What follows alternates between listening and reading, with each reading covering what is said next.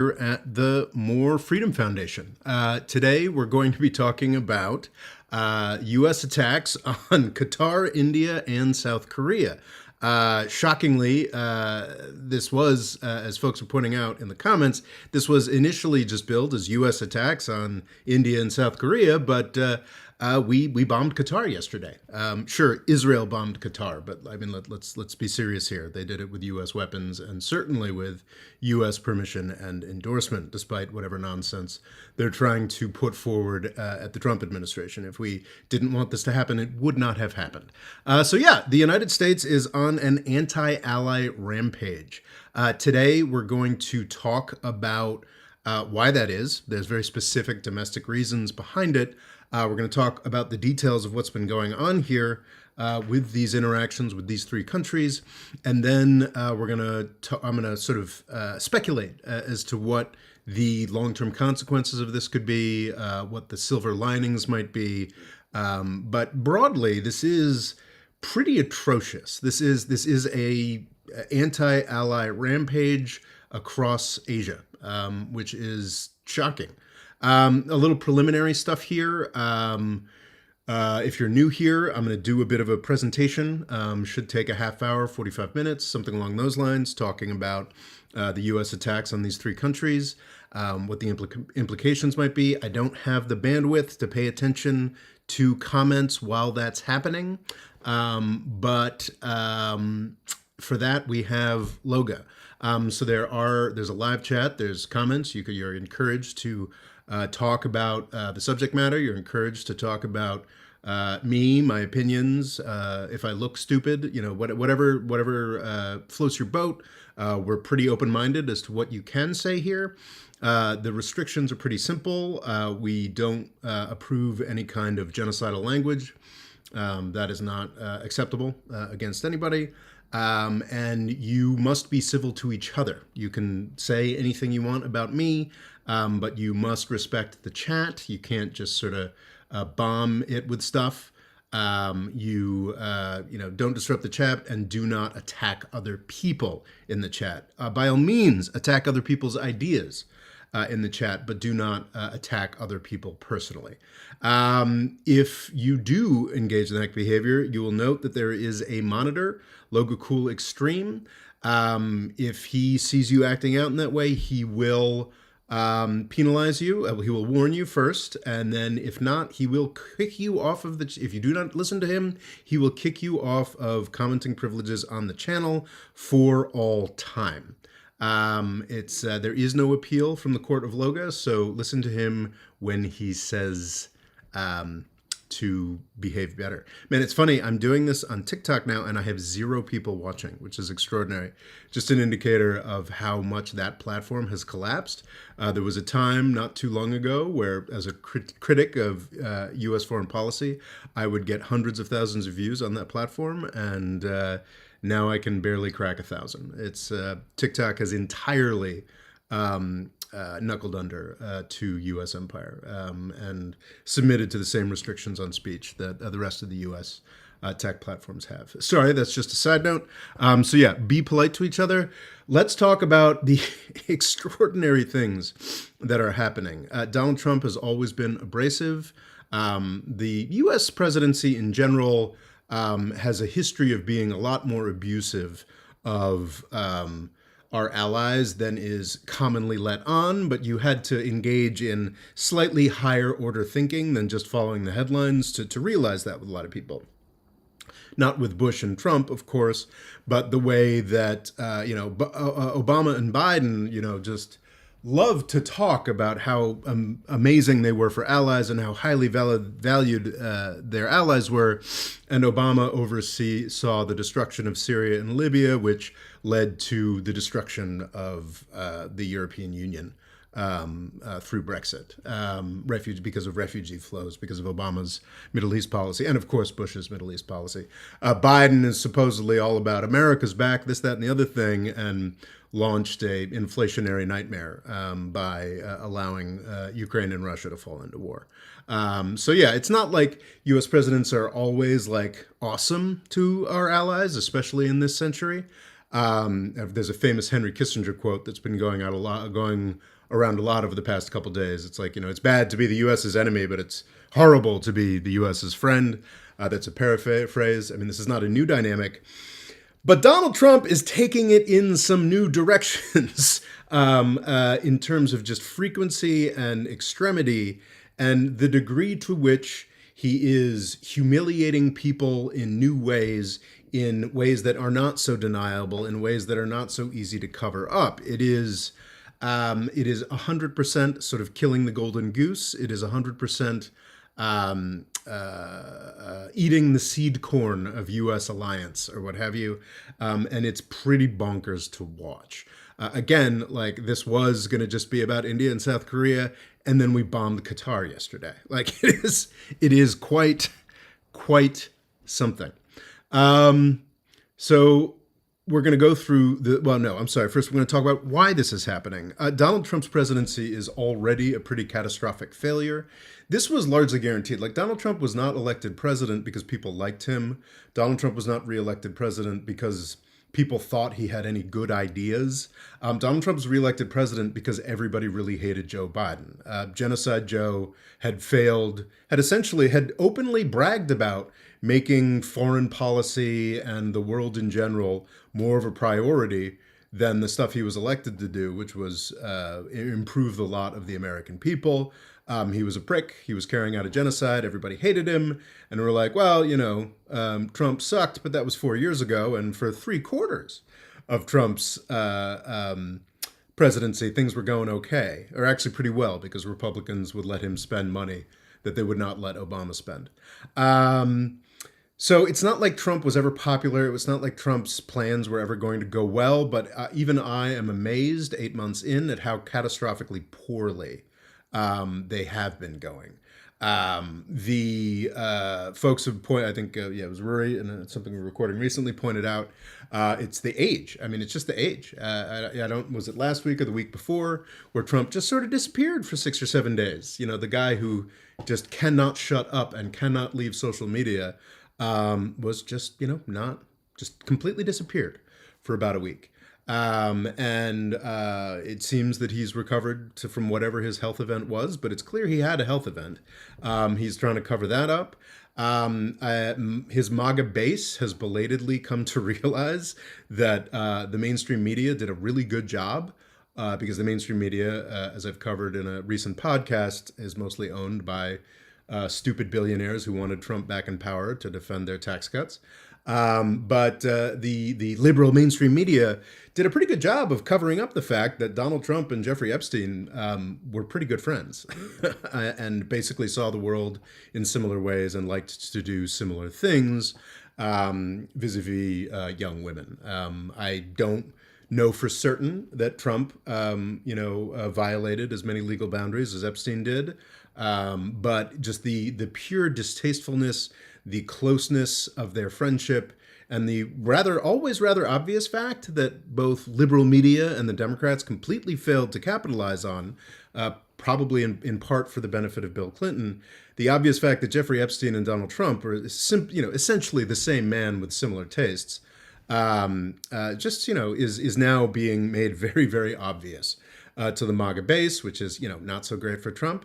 The MAGA base had made quite a fetish of Epstein. This is less important than covering up his age. And the major thing, which is that the U.S. economy is collapsing, might overstate it, but it is running out of gas. And China getting, getting old before it gets rich. The economic expansion under Biden is now ending, without actually dealing with any of the inflationary costs, with any of the fact that much or most of the country felt kind of left out of the Biden boom. Well, Trump is killing the Biden boom because his policies are stupid, frankly. There are aspects. I'm not in principle against the idea of tariffs.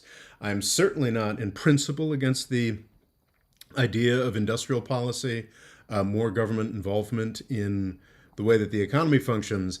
It's clear that, but an industrial policy and a tariff policy based around the whims of an elderly man who's vaguely operating off of headlines he remembers from the 1980s and whoever he talked to last. Tariff policy based on that is obviously insane, and an industrial policy that is geared 100% towards kleptocracy and enriching Trump's family and Trump's friends is obviously guaranteed to fail. And what we're seeing is it failing.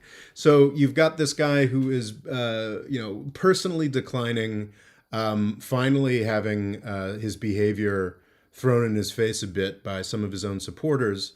And his main, the main thing for any U.S. president, the economy, is falling into shambles. So what Trump is doing is what most U.S. presidents do in that situation. Bill Clinton, famously did a fair amount of bombing during the Monica Lewinsky scandal. And he's going out and doing things in foreign policy. And because it's Donald Trump, he's doing it in a shockingly hyperactive and insane way.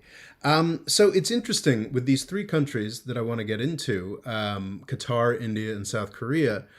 We are looking at, it's interesting because it seems like diminishing offense in terms of like what is done to each of these countries, but actually escalating significance. And that's not because of the dynamics or the specifics of what Trump has done, but because of the significance of the countries and the sovereignty of those countries that he is attacking. Qatar is obviously the most directly shocking thing. Qatar is a country with, I think the numbers are down a bit since we started shifting resources back to Europe after Ukraine blew up. But at points, the Qatar base has hosted as many as 10,000 U.S. soldiers. I believe it remains the U.S. The in-region headquarters of CENTCOM. I could be incorrect about that, but like CENTCOM, the obscene luxury good that has cost us $6 trillion over the past 25 years to zero practical benefit. This is the part of the U.S. military sort of subdivision that governs the Middle East and Central Asia. Our imperial voice royalty of the Middle East and Central Asia is based in Qatar, and Israel bombed it. Oh, no, they were just bombing Hamas. The reason that Hamas is in Qatar is because the United States and Israel asked Qatar to host Hamas for negotiation purposes. This has been the case for years. This has been a service that Qatar provides to the United States and Israel. And for Israel to just haul off and bomb Qatar like this is insane. I may be remembering this incorrectly. Qatar and Oman are the two big places where these kinds of negotiations happen. I meant to double check it, but I did not. But I believe that a lot of the negotiations between the Trump administration and the Taliban, the first Trump administration and the Taliban, took place in Qatar.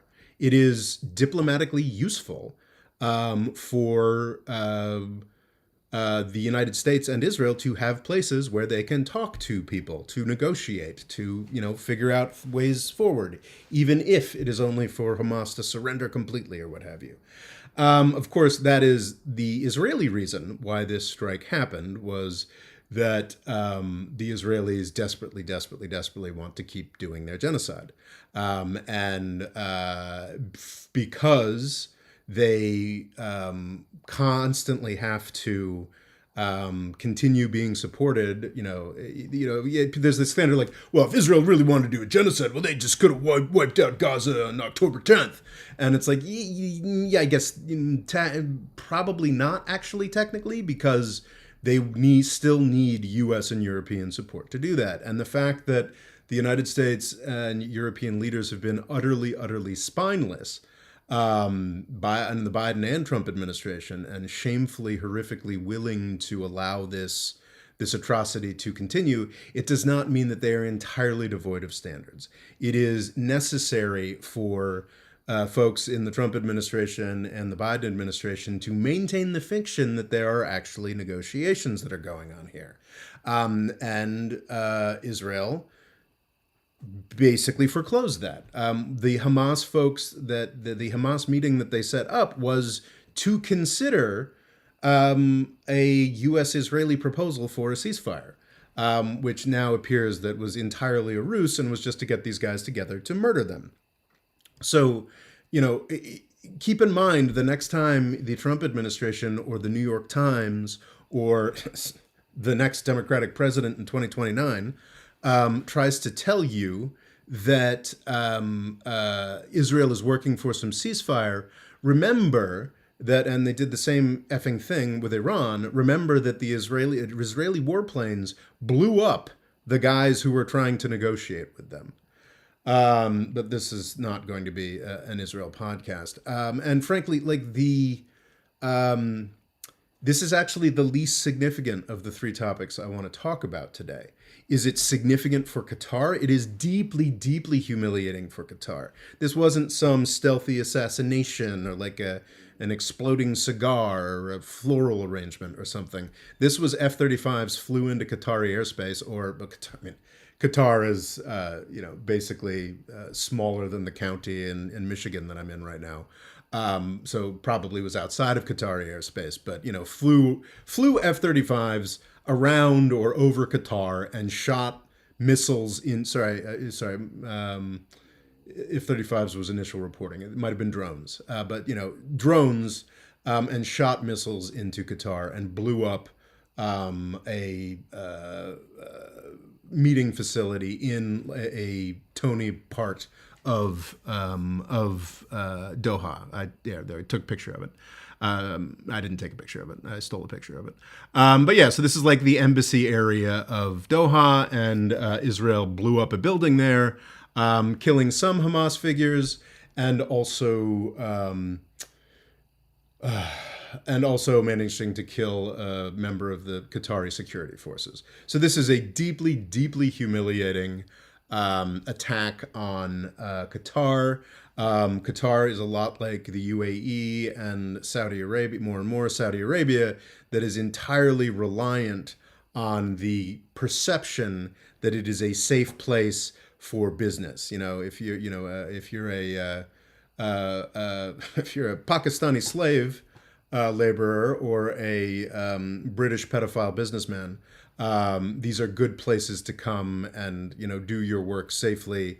Famously, it took one or two bombings from the Houthis to get Saudi Arabia and the UAE to call off their 10-year war on Yemen. It just, all they had to do was bomb up. I think the Houthis bombed an F1 race or something in Jeddah, or at least bombed the city at the same time. And they hit the UAE once, and all of a sudden Saudi Arabia and the UAE are like, let's go to the negotiation table. This is really puncturing a lot of myths for Qatar. I've been a bit surprised, however, from a lot of nominally savvy geopolitics folks, to which this was apparently news. The sovereignty of Qatar, the UAE, and to a slightly lesser extent, but not that much lesser extent, Saudi Arabia, is toilet paper. These are not real sovereign countries. They only exist in their anachronistic monarchic form because their purpose is to funnel oil riches into the U.S. system, into U.S. defense companies and U.S. oil companies and the congressmen that they own. It is not these are not countries that would exist without the protection and the, frankly, creation of the folks who run the current world system and the last world system. It's really quite straightforward, the history of the way that a lot of the imperial transition from the British Empire to the U.S. Empire was really sloppy, a couple world wars. The optics changed massively. Many, many more countries in the world have real sovereignty and independence that they did not have in the British Empire today. The Gulf countries simply don't. They don't. There's no existence for them outside of U.S. protection and care. So it's very humiliating for them to have another U.S. proxy blowing up stuff there. This is sort of puncturing a lot of happy crappy bullshit that we're fed about the GCC. Probably the most extraordinary thing is people saying, "Ooh, the GCC. Some of those members are joining BRICS. They're like playing China off the U.S." And that is all just complete nonsense. China has zero interest in China would be just as happy to buy Kuwaiti, Qatari, Bahraini, UAE oil off of a slightly larger Iraq or slightly larger Iran or slightly larger Saudi Arabia. Like it's just they don't care. It's the United States that wants to that has spent 50 years maintaining these Gulf countries as corruption sinks. People obviously in Qatar, the UAE, Saudi Arabia don't like people to talk about that. So when a U.S. proxy bombs Qatar, another U.S. proxy, and there's nothing that they can do about it, it's deeply humiliating. But, oh God, there was this guy, I won't name him because I think that's a little cruel. And I like his Gaza coverage, but there's like a sort of well-known Portuguese, like geopolitics guy. And he's like, is this the start of like the greater Western war? And I'm just like, get over yourself. Like one U.S. proxy bombed another U.S. proxy and literally nobody could give less of a shit. It is not a serious thing, and that's the thing. So that's the point that I'm saying with this Qatar thing is it's actually dramatically less significant than what has happened with South Korea and India because, South Korea and certainly India have sovereignty and can make choices in the world that amount to a hell of a lot more than the used toilet paper that the Qataris have to offer.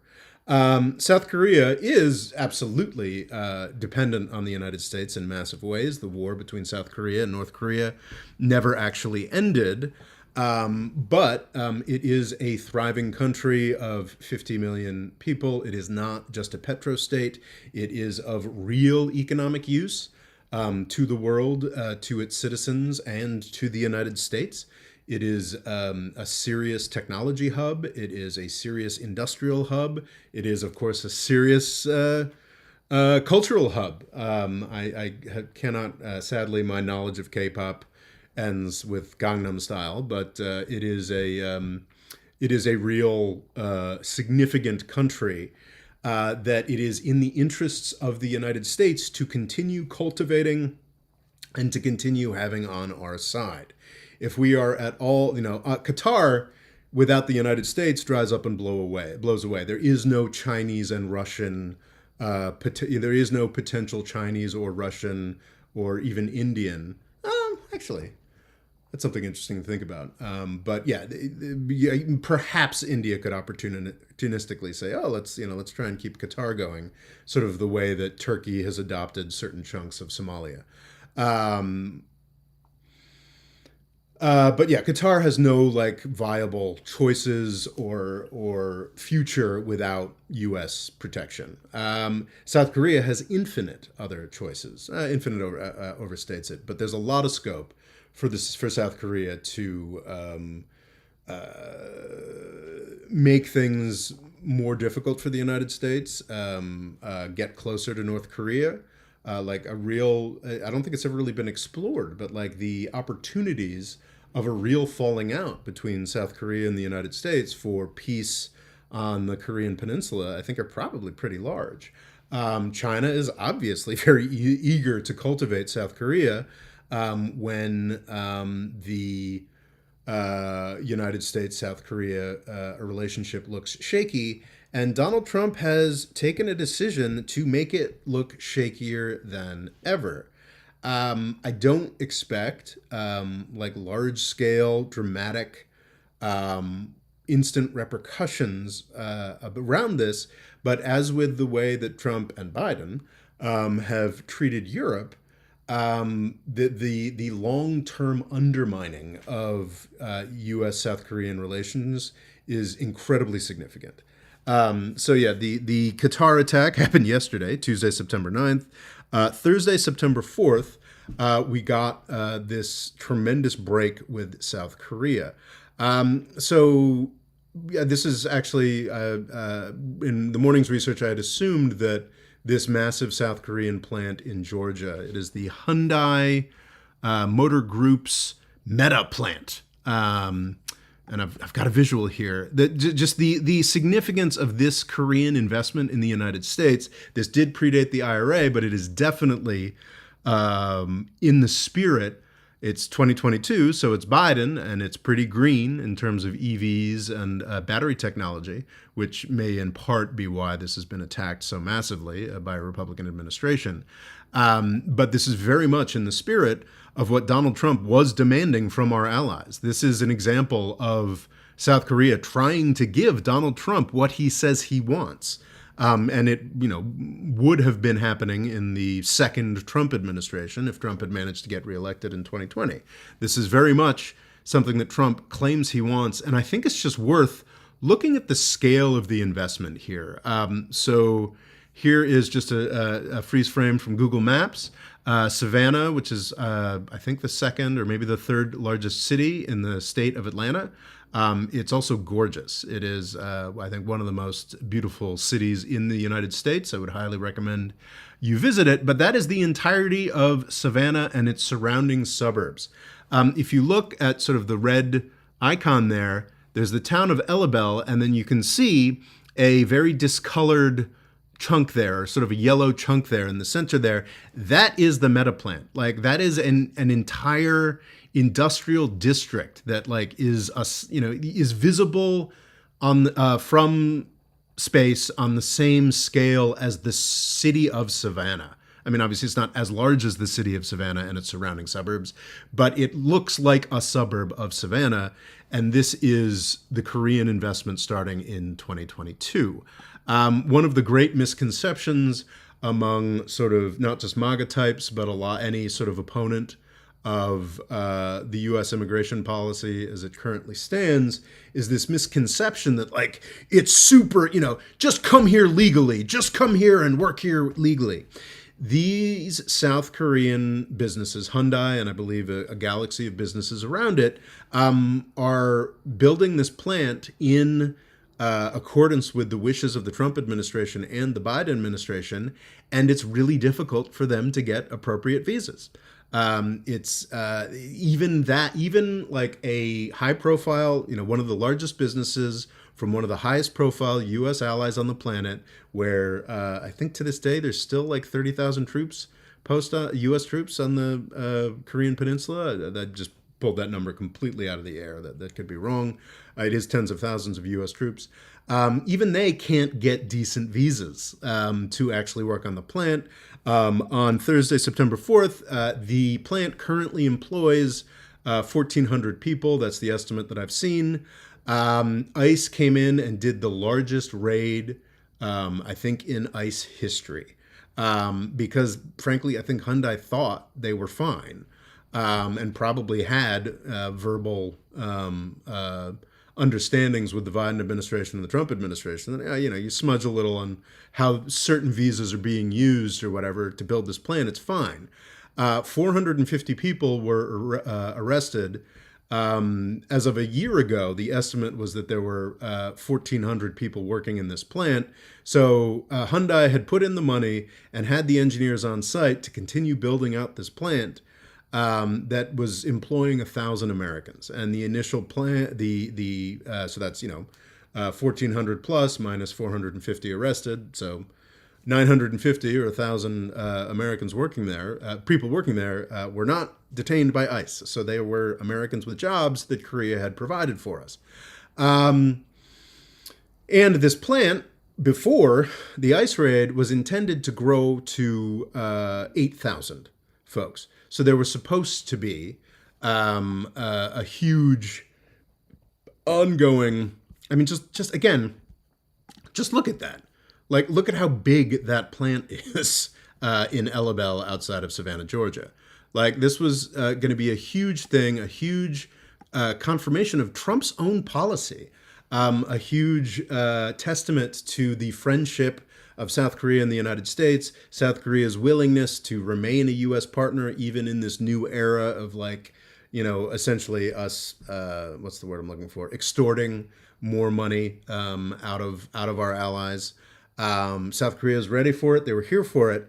And Donald Trump gave them images of hundreds of their citizens being locked up, chained by a bunch of masked thugs by the American Gestapo, and sort of put on buses. And it's interestingly, like, the South Korean government was like, okay, well, phew, at least we like managed to quickly negotiate this, and they're not going to be sent off to El Salvador or some of the other barbaric things that the United States is doing to the victims of ICE raids. But I was just looking at the news today, and that's being held up somehow. I mean, Trump appears to be, negotiating for something else or what have you. And it's really just, it's appalling, frankly. Like, it is a cliche that I don't want to engage in, but I mean, I think there's some, I mean, like the United States doesn't care about dignity and being shamed or something like that. Like, any country in the world doesn't care about dignity or being shamed, but there's a stereotype that, like, for Asian countries, like, not being shamed and like proper etiquette and politeness is a more important thing. Maybe Korea a little less so than Japan and China, but like it's like a really, really important thing. And just those images of their hardworking citizens coming over here to help the United States being locked up and like put together in a chain gang and like forced to like, get on a bus, and they're sort of being detained in what are generally acknowledged to be like the most disgusting, some of the most disgusting prisons in the civilized world, semi-civilized world, in the developed world, is horrifying. This is a grave, massive, massive insult to the South Koreans, and this is a huge deal for all future U.S. policy. This is a huge blow to Trump's own, force our allies to manufacture in our country policy. It is a blow to Georgia's economic development. It is a blow to greenery. I mean, these are electric vehicle and battery plants. It's flabbergasting. It's truly just shocking that this was allowed to happen. And yeah, because you don't do a raid of 450 people of this nature without it going some way up the chain. Kristi Noem must have been aware of this, and I assume Donald Trump was made aware of it too. I think, and maybe in some circles it has appealed to parts of the MAGA base. Ha ha ha! Look at what we're doing here. I think there's a lot of folks that sort of complain about. Engineers who don't often end up as the target of ICE raids, but what an incredibly shitty way to do this. In part, perhaps a way to punish Georgia, which has 2 Democratic senators now and has a Republican governor, but it is a Republican governor who famously refused to play along with Trump's attempts to corrupt the 2020 election. So yeah, it's honestly flabbergasting. In some ways that's kind of the most shocking action. The Gulf country getting bombed. Israel is savage and disgusting, and the United States endorses it. And Qatar is not a real country, so that stuff's not really actually that surprising, despite that there was actual loss of life. Just in terms of like a violation of just basic dignity and like how things should be done. This South Korea Georgia plant thing is the one that shocks me the most. Just as an individual incident, as a larger incident, the question of India is the most shocking. And the New York Times has apparently traced this to a June phone call. I don't know how credible that is, but it is. It doesn't seem out of character for what we know about Donald effing Trump, which is that apparently in mid-June or thereabouts, Narendra Modi, the Prime Minister of India, and Donald Trump had a phone conversation where Trump was suggesting that Modi nominate him for the Nobel Peace Prize for solving that little flare up, that little incident that India and Pakistan had had. And Modi, I'm sure, very politely, continued to assert, well, actually, that's not what happened. We had our conflict and we resolved it ourselves. We did not, in fact, need a great white moderator to come in, and Trump took that personally, which is why we've gotten an escalated series of tariffs against India. And this is sort of an interesting, something that Trump, interesting thing, but also a nuts thing that Trump is doing, which is blurring the lines between tariffs and sanctions. Sanctions are something that is usually for a foreign policy purpose, at least nominally. I'm not a fan of sanctions on any level, but the Department of Treasury puts a policy in place, things are done. Tariffs are generally meant to be more economically oriented, protecting a certain industry, and it is something that I think the president has more discretion to do.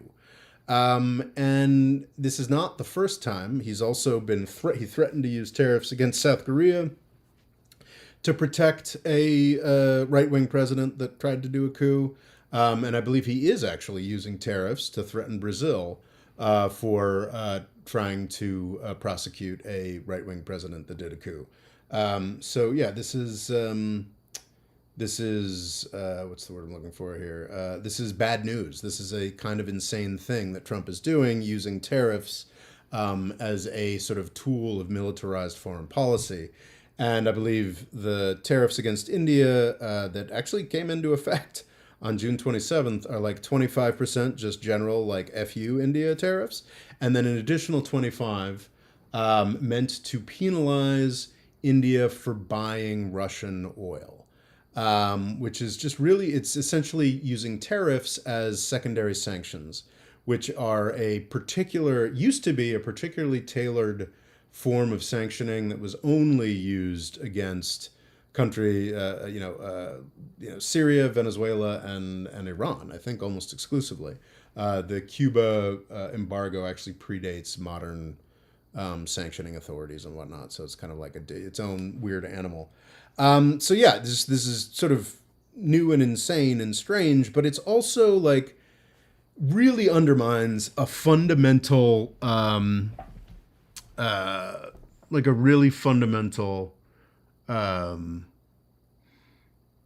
reordering of U.S. priorities in a way that I'll close by talking about maybe isn't the worst thing. But if the United States cares at all about confronting China, India is absolutely essential.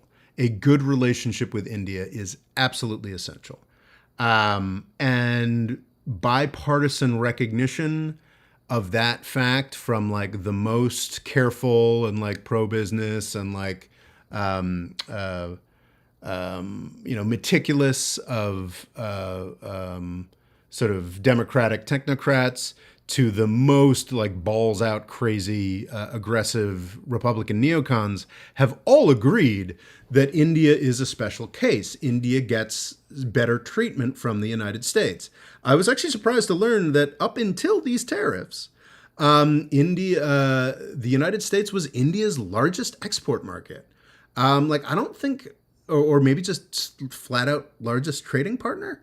Check me on that. But like there are very few countries for which the United States is still that. It's becoming China in a lot of cases. I'm sorry, very few cases. I mean, honestly, I think it's becoming that for China in some places in South America now. I mean, Canada and Mexico are, probably ours for all time.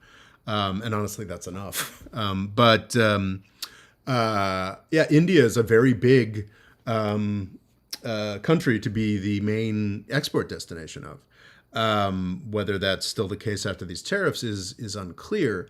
And that's a result of consistent policy, consistent, sane, bipartisan policy across the entirety of the century to this point. And there are very few pieces of very consistent, sane foreign policy, I guess, other than using Ukraine to split up Russia and Europe, if you think that's a sane policy. But yeah, there are very few examples, and Trump is just crashing it, which is crazy. This goes back to the Bush administration. There was the 2008 U.S.-India civil nuclear agreement or whatever. That was a huge deal. I think India got nukes in the 70s, but tested them in 1998, which triggered some anti-proliferation sanctions or actions by the United States.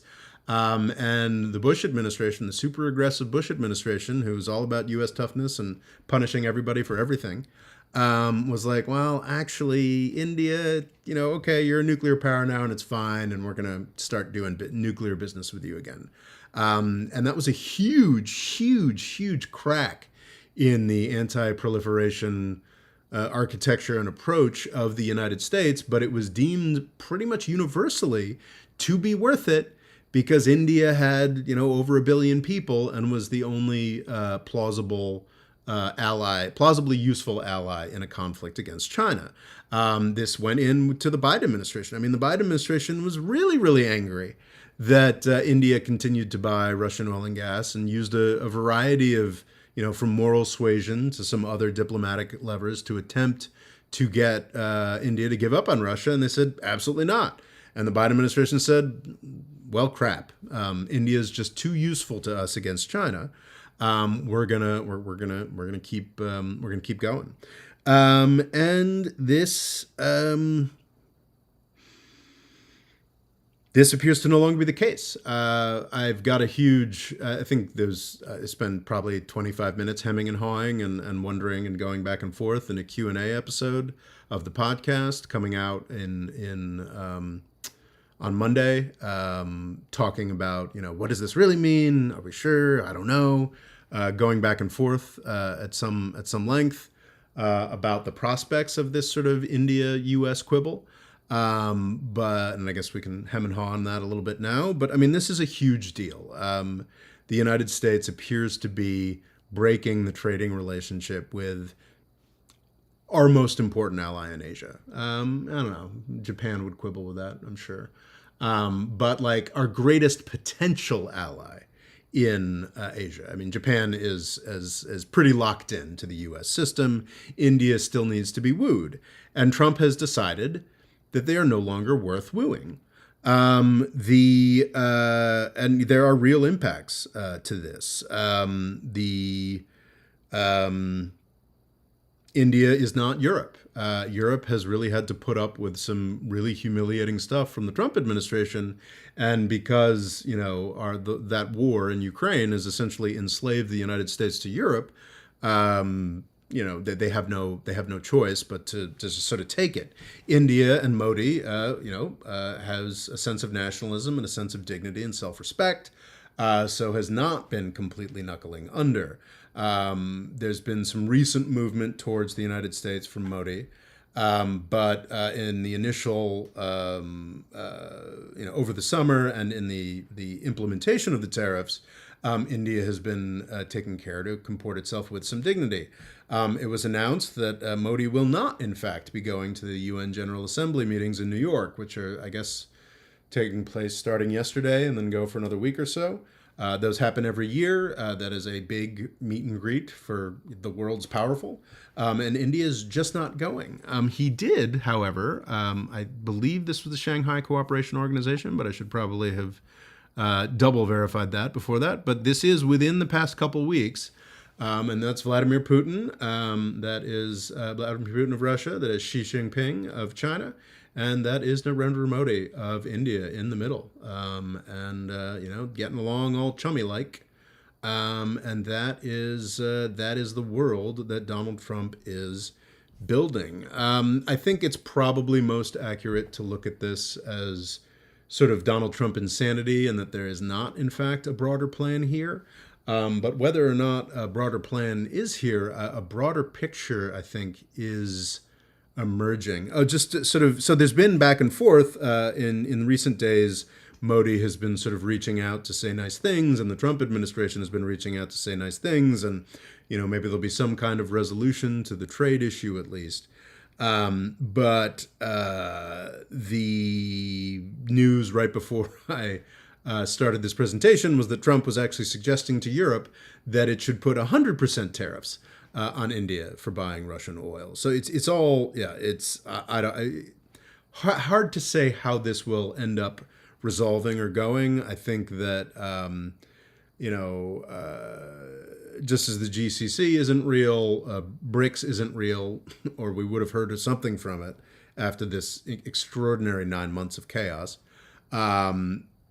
It's not to say that there isn't potential for BRICS one day. The organization of countries, Brazil, Russia, India, China, South Africa, and additional folks who've been threatening some kind of alternative to the dollar system for what feels like half my adult life now, at least since 2009. One day they might actually deliver something, but they appear to have nothing. And I think Modi, might have to. It'd be very hard for him to make concessions on Russian oil, but might have to do something to get in Trump's better graces. In the long term, this is an insane thing for the United States to do. It is that privileged position in India's exports is, in an India trade relationship is something that probably took a lot to build, took a lot to maintain, and is going to fade away very quickly. And it's not going to come back. India will, as a savvy civilization state of 1.4 billion people, I think the most populous country on the planet now, will continue to negotiate pleasantly with every U.S. president, as he will continue to, as they will continue to negotiate pleasantly with every head of the Chinese state. But I think it's pretty clear that something serious has been lost here. And if you look at the trajectory of just the past week's treatment of India, South Korea, and Qatar, I think you can say rather confidently that the pivot to Asia is over, right? Are you guys familiar with the concept of the pivot to Asia? This was, I don't really agree with the implementation or the approach, but I agree with the analysis of the Obama administration in 2012, that with all the energy that the United States was wasting on the Middle East, it was becoming clear that they were at risk, the United States was at risk of losing the battle for Asia. So it was time for a pivot to Asia. And the Obama administration did some medium savvy, medium stupid stuff to point in that direction. But the general message that the Obama administration really failed to follow, and then the Trump administration, then the Biden administration, the second Trump administration continued to fail to follow, was like, look, if we want to hold on to our position of primacy in Asia, it is time to get super serious. And it's not just a Trump thing, it's an Obama thing and a Biden thing, that the US government has completely failed to get super serious about Asia. And it's been rather a long time. I mean, back in 2012, and the Pentagon used to be a lot more honest about this. They first publicized and made it clear that A2AD was a big thing. That's worth Googling, Pentagon A2AD, which sort of is commentary from the Pentagon from 10 years ago that is basically points out that surface ships are pretty useless. Missile technology of 10 years ago and Chinese missile stocks of 10 years ago made Taiwan essentially indefensible.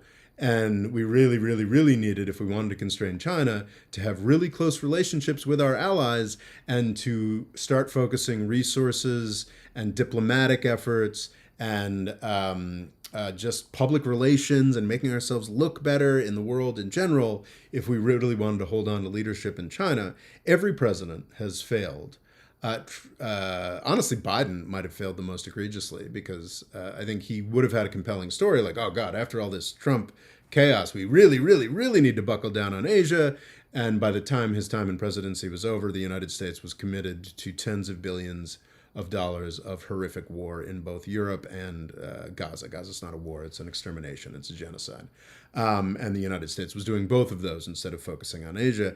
And this sort of, the great late summer anti-ally rampage of 2025, I think really is sort of the point at which the pivot to Asia has died. I think we can stop talking about that. There's some controversy over the new national security strategy. Some journalists saw drafts that implied that actually China was just sort of left out of the national security strategy for the first time in a couple decades, just sort of conceding that we've lost that, and actually we're just going to use the military to enforce the border and beat up on Venezuela and do stuff in our own hemisphere because we've clearly failed everybody everywhere else. It seems like there's been some pushback on that, and the draft was not actually that negative or this, that, and the other thing. It seems like there's been some back and forth on that. But this is consistent with just like the Trump administration is just kind of giving up on Asia and giving up on China. It seems like the only country, friend or foe, that has come out of the first 9 months of the Trump administration largely unscathed is China. I think Trump announced big tariffs against China that have been suspended for what, 4 or 5 90-day periods at this point. I guess it's only been 8 months. So what? It's on the third 90-day suspension, and will they just do 90-day suspensions going forward? Probably the key event of the Trump administration thus far is the U.S. Navy's complete humiliation by the Houthis in Yemen. The Biden administration had been maintaining a low-level failed war against the Houthis for a year. And then the Trump administration decided to, quadruple down and spend as much money in a month fighting the Houthis as had been spent in the year prior, to zero result, to humiliating result, to aircraft carriers almost getting hit by Houthi missiles. And the Trump administration, or Donald Trump himself, very wisely was just like, you know what? We're not effing doing this anymore. Yeah, we're good. We're done here. But that was a humiliating loss. And I think, is this perhaps this anti-ally rampage? Is this sort of Trump acknowledging that actually the fantasy of the United States defending Taiwan, the fantasy of the United States holding on to primacy in Asia is largely over? I mean, like, we're the Gaza genocide people. Who would actually trust us to have any kind of positive influence? And I think the effect of this Trump's anti-ally rampage is to just merely emphasize that and make that quite clear. And that, I think, is sort of where we're at. And that is 52 minutes of presentation. And now we will do an hour of questions and answers. So I will dive into the comments. If you have anything you would like to ask, please do let me know. Yoga Tab says, so Greater Israel is a thing now? Greater Israel, I mean, Greater Israel is a dumpster fire. Greater Israel is a dumpster fire, frankly. It is to the extent, and this is a mirage that the Trump administration, it's the first Trump administration, was deeply, deeply, deeply concerned in preserving, was this fantasy that the Israeli state had some kind of allies in the region. And I don't believe Qatar had actually signed an Abraham Accord. But, and certainly there's all kinds of weird, concoctions of, the Qataris are some on the outs with the UAE, or despite the fact that they all have the same sponsor, the United States. But you can look at the fervency with which Saudi Arabia and the UAE condemned this Qatari strike. This is a huge, even though Qatar was not itself a member of the Abraham Accords, this series of deals, 4 deals that Israel made with local dictators, only one of which, Sudan, has plummeted into a horrific civil war in the aftermath of the Abraham Accords. Even though Qatar was not a signatory of the Abraham Accords, nor was it like Saudi Arabia, like the constant main goal of 2 Trump administrations and 1 Biden administration to get Saudi Arabia to sign an Abraham Accord. But it's really, really helped to show that the Abraham Accords are a complete joke. And this undermining of Qatar, this undermining of the legitimacy of the Gulf more broadly, is really counterproductive for Israel's legitimation going forward. Israel is in an era where it believes it can just crush everybody and make no apologies and commit a genocide and attack U.S. allies. That's what happened yesterday. That's a big deal. Like, it's the level of insanity and aggression from Israel is pretty baseline high. So you can just sort of like be, you can just be like, oh, now they bombed another country in their region. So it's like 6 or 7 or 8 at this point over the past 2 years.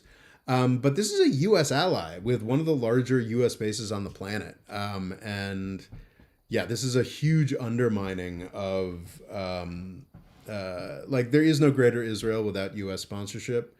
And one of the greatest myths, the whole Abraham Accord infrastructure, I don't think it really overstates it to say that infrastructure was entirely demolished yesterday. So that is not, in fact, in service of greater Israel. Do you think we will ever recover from Donald Trump? I don't know. I mean, what does recover mean? What are we losing? Do I think that we will recover the ability to talk seriously about defending Taiwan or Israel as a member of the civilized community of nations for generations to come? No, of course not. Do either of those things matter to the United States' security or safety? Not at all. I think a lot depends on how we move on from Trump. I did a short this morning that did surprisingly well, basically talking about, like, you have to acknowledge that Trump is not some weird aberration. Trump is not something that we're going to like recover from and like go back to the way things used to be. Trump is the logical conclusion of the Reagan era. Trump is the logical descendant of 50 years, really, from Jimmy Carter. This did actually start with Jimmy Carter, of like pro-business fundamentalism and rabid love of war. Reagan was really only rhetorically in love with war. You know, evil empire. Let's do a bunch of interventions, but they were like all tiny and didn't matter. And then, you know, when a bunch of U.S. soldiers got killed in Lebanon, he was like, oh yeah, F that, we're out. Which was honestly kind of brilliant. As far as like actual boots on the ground interventions, Reagan wasn't great. Of course, as far as CIA interventions, what he brought on Latin America is an apocalypse that's still driving refugee flows today. But Reagan had a pro-war orientation, rhetorical orientation, that all the Democrats and Republicans since have just sort of doubled down on and emphasized and leaned into more. And he certainly had a pro-market and pro-business orientation that is the same. And Donald Trump is just the sort of ridiculous ad absurdum. Is that the word I'm looking for? Yeah, the sort of version of that. And he's sort of I believe that he could be the end point of that. I think that a Democratic victory in 2026 and 2028 is like a near inevitability. Folks talk about I think not entirely fantastical possibility of Trump trying to use ICE or some other means to steal the election in 2026. But honestly, if we continue on the trajectory of chaos and failure that we've seen in the first 8 months, you know, by month 21 or what have you, we're going to a lot of the people that Trump would rely upon for his coup are going to be just like kind of embarrassed to be there and you know, quite ready for Trump to get reined in. So I think the next Democratic presidency strikes me as inevitable. But if the next Democratic presidency like tries to do like abundance, like tries to do like democratic libertarianism, just another variety of pro-market fundamentalism, and is like, does this Biden horse shit of like, we're back, America's back, we're going to double down on Ukraine and Israel, and we're going to continue to pretend that we're going to defend Taiwan and maybe get into an actual World War III over it.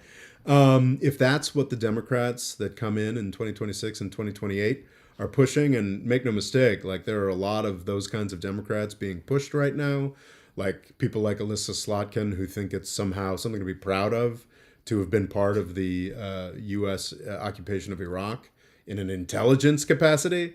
Like it's one thing, like, oh, you were like a boot on the ground doing what you were told, and like, having a like platoon experience that, we can all sort of respect and, feel bad that we did to you. But to be like, I was in intelligence in Iraq and to like what? That's a legacy you should be proud of and we should elect you on.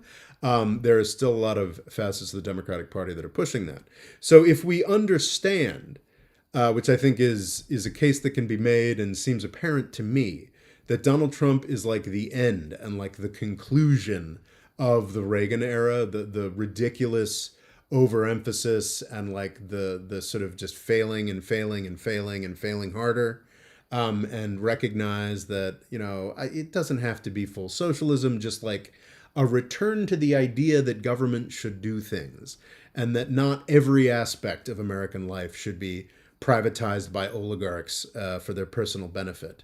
As we're currently doing to, the Trump and Biden administrations are unified in taking, Biden did a few things that moved appropriately in the other direction, but both the Trump and Biden administrations were working to privatize the Veterans Administration, the sort of largely socialized medicine we provide to veterans, and to privatize Medicare through Medicare Advantage, which is one of the most extraordinary scams the U.S. government has ever produced because it is a privatization of Medicare.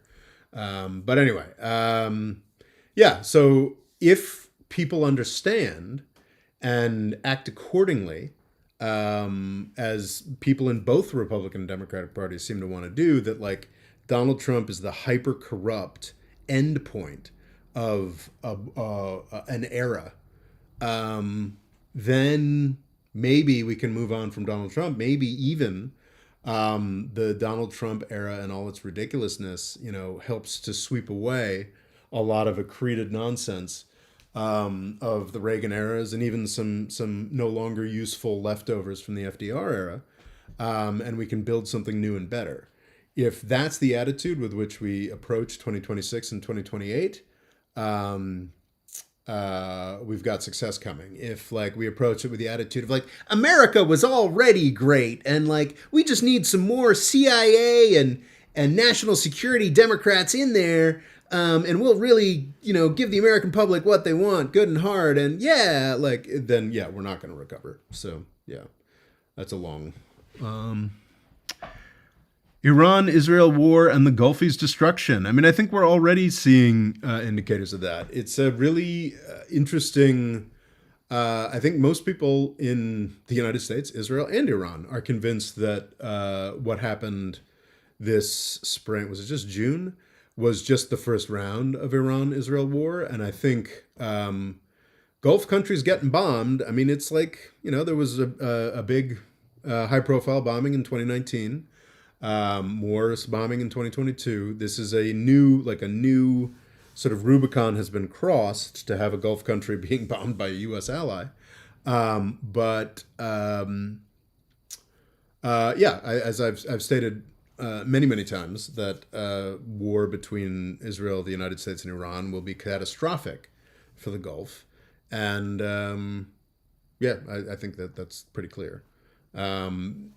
Saudi Arabia, since 2019, and the UAE as well, have made a really strong effort to get more friendly with Iran so as to avert that catastrophic possibility.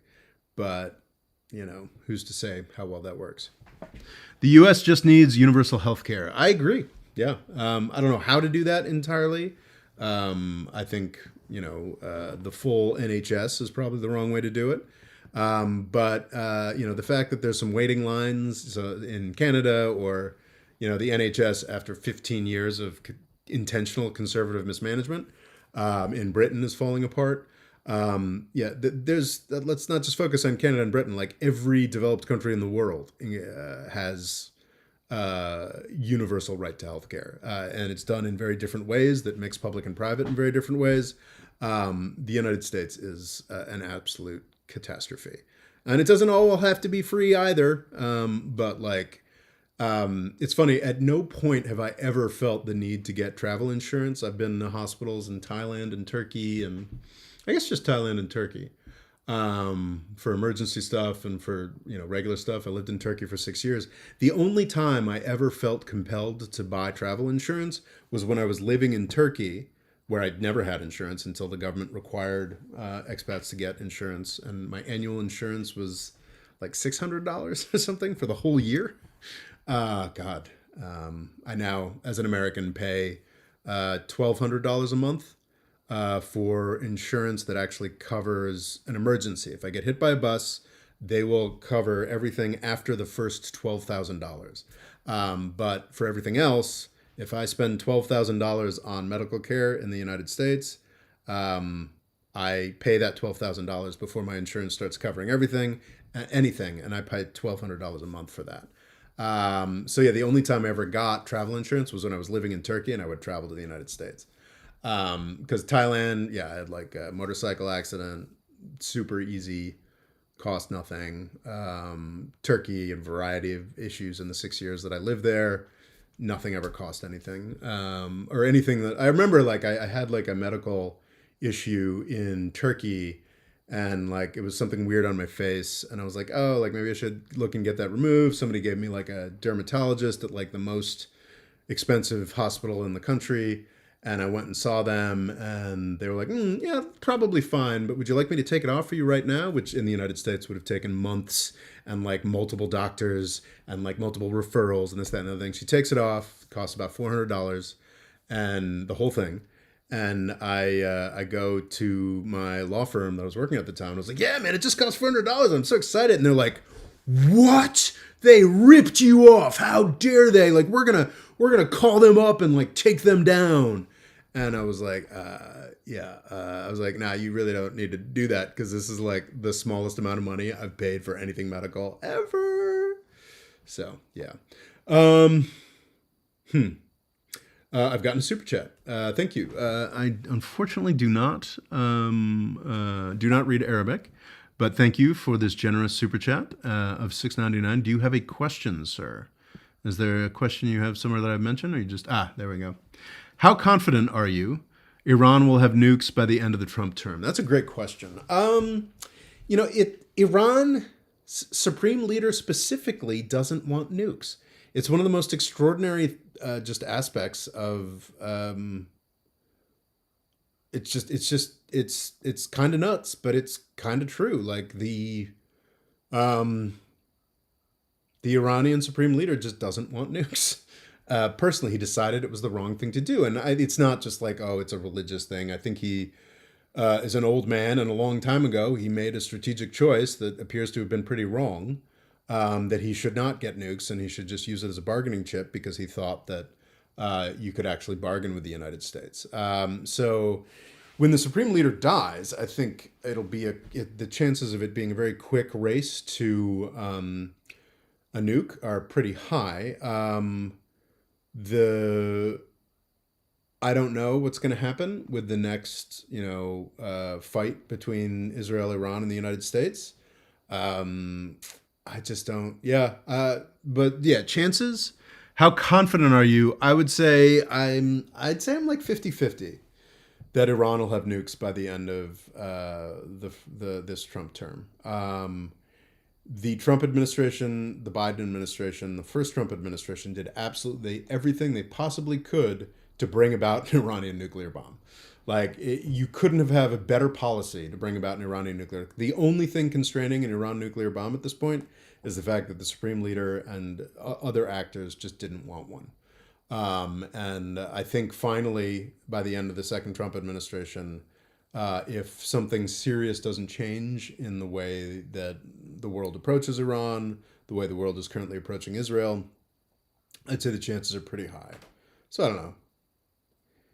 60-40, Iran will have a nuke by the end of the Trump administration. We'll see.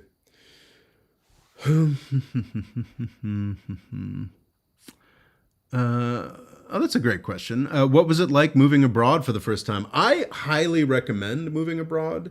I mean, admittedly, I did it from the context of great privilege.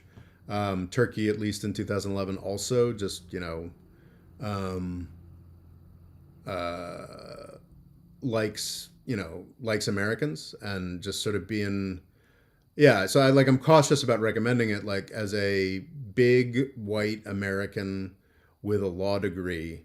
Um, I was very welcome and had a ton of fun in Turkey. I'm sure it can be more challenging for other folks, even big white Americans who are English teachers. Just have like a also have a really great time in Turkey, but not quite to the insanely good time and instant access to every level of society and every level of expatriate that I had.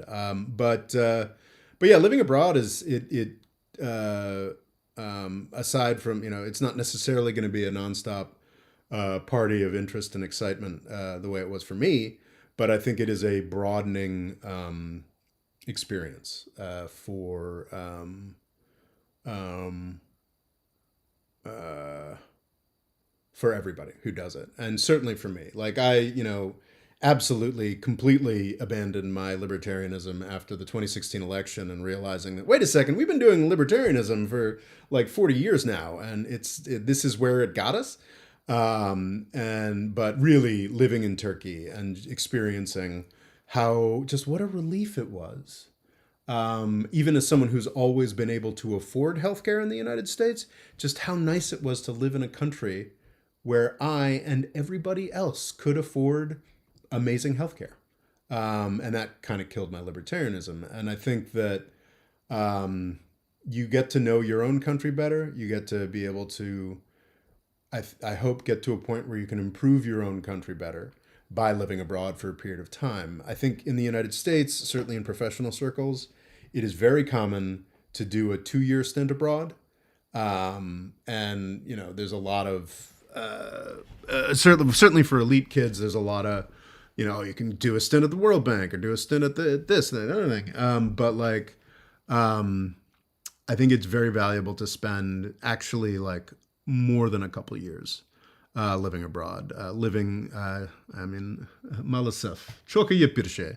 Türkçem bok gibi ama but I didn't learn as much Turkish as I should have, but I learned some. I can still kind of read it. I have a deep and abiding connection to that country that should last the rest of my life because I was there for 6 years. And just I love Turkey, but like also just like having that perspective, I think, has made me a much more interesting and knowledgeable person. So yeah, I would highly recommend living abroad. It was very, very easy for me, and I'm conscious of that. I didn't only like show up as like I mean, it was just a big white guy running around in a suit. It was it's a good way to be in Turkey, at least in that time. But yeah, and I also like my baby sister, who is an incredibly just like a social whirlwind. Lived there for 2 years before I did, so she basically gave me this amazing landing path. But yeah, I would highly recommend. So it was very easy for me to move abroad, but I would highly recommend it. Zachariah S, is the West basically over? Well, it depends on what the West is. Is the West basically over? I would say no. Actually, I would say that. Well, I don't know. Like when I mean, that's a great question. I mean, if you look at like the Roman Empire, was the Greek world over? Like actually the Roman Empire that took over the Greek world and a lot of other stuff besides, utilized a ton of Greek culture to the point where actually in the Eastern Roman Empire, the sort of Greek culture ended up sort of completely recolonizing the Roman state infrastructure. And I think there are so many parts of the legacy of the period of European and American dominance that are now very, very hard coded into the way that the world works. Just like independent nation states with largely codified borders, like that is that is a descendant of sort of the Westphalian system that extended out from Europe. Industrialization, I do not believe, is any kind of guaranteed to be European thing or this, that, and the other thing, but it did sort of develop out of this time period and is like a really cool, like really integral part of the world going forward. Mass literacy, like there's so many legacies that you can see as sort of Western legacies, if you want to, depending on your definition of the West, in a more limited sense of like formal geopolitical power. I actually don't believe that U.S. empire is over in any sense. I firmly believe that all of the United States, so Taiwan, Ukraine, and Israel could collapse, could completely turn against the United States, could be swallowed up by their neighbors, whatever, and it would not cost the United States a single thing. All of the U.S.'s problems are internal. All of the main challenge for the United States is that it is rode this Reaganite era to complete death and continues to just sort of bash that corpse into the wall over and over and over again. And it is very easy for the United States to reformat in a different, more positive direction that would inspire the world and would allow the United States to reassert soft power and hard power all throughout the world. There are still so many fundamental dynamics of U.S. power that, from our immigration engine to the fact that, as I keep repeating, unlike the British Empire, whose economic center was in India, our economic center remains, somewhere between Houston and Detroit, in the continental United States. Like there is infinite scope for U.S. renewal, U.S. resumption. There's also infinite negative scope. I could absolutely see, especially if the next Democratic administration gives us more namby-pamby, Bidenite, Alyssa Slotkin, national security Democrats, abundance. We could then, get a more functional despot of a Republican who, and by that point, ICE has tripled in size over this Trump administration. And then, he just quadruples it again. And then you actually have a fascist state. And that fascist state would have all of the benefits that a more positive, more pleasant new iteration of U.S. politics would have. So I sort of call it like the nuclear Napoleon era.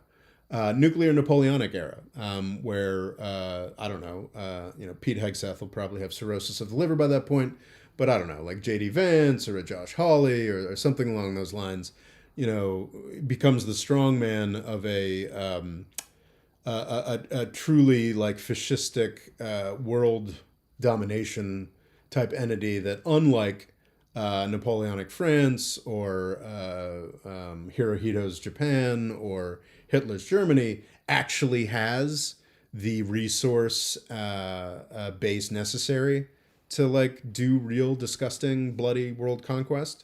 That's certainly what Trump is grasping for. I didn't talk today about that really horrific murderous attack on, who knows, 11 civilians. Could be drug dealers, could be terrorists, could be refugees, could be 11 people out for a boat ride outside of Venezuela. Like there's absolutely a real element in MAGA, and also in like the national security, like, oh, we know best, like responsibility to protect folks of like smugness and superiority, and we can kill anybody we want. Let's not forget it's Obama that first assassinated an American citizen. So like it's with all the legal protections you could cook up. So like there is scope for U.S. dominance on a much more positive scale if we just grow up and move in another direction.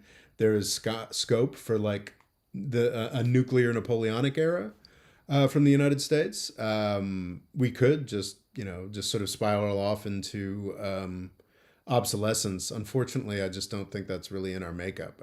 I think that unless we get a real reformatting away from, because the cheapening and the foulness of the U.S. under Trump is not just Trump. I mean, Genocide Joe oversaw the first stages of the genocide as well.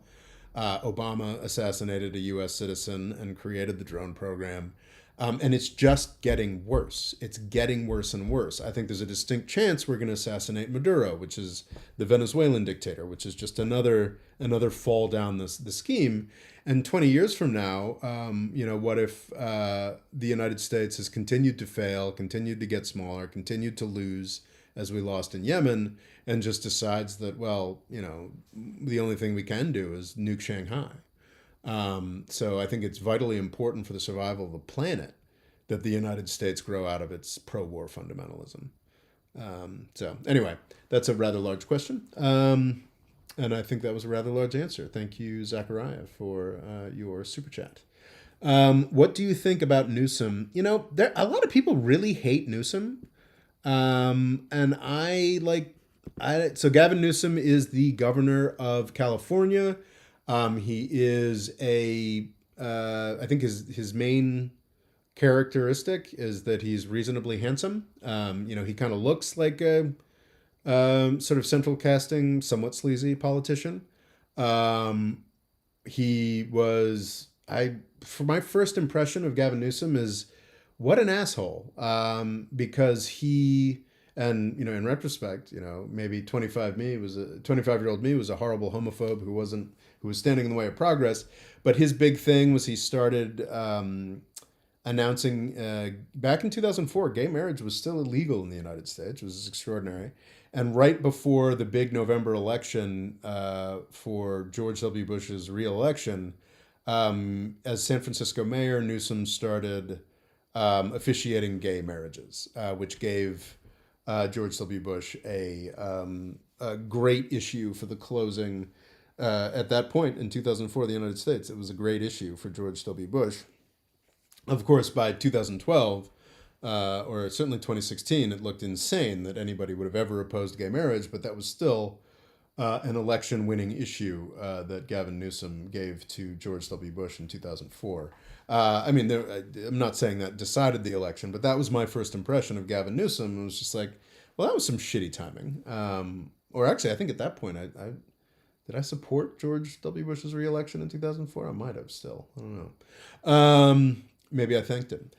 So yeah, he's seems like a bit of an idiot, but also, kind of looks like a plausible governor, and his politics don't seem awful. And he's not my first choice, but I don't really understand the outsized hate I see against him in a lot of circles. So would I vote for Gavin Newsom against any plausible MAGA successor? Yeah, probably. Do I think we could do better? Probably. I've been surprised by the vehemence with which people really hate Gavin Newsom, and people are like, oh, well, everybody hates California, and I'm not really sure that's true either. I don't know. I don't have anything against Newsom, but I don't have a great deal of confidence in him, nor am I convinced that he's the best that the Democrats could do.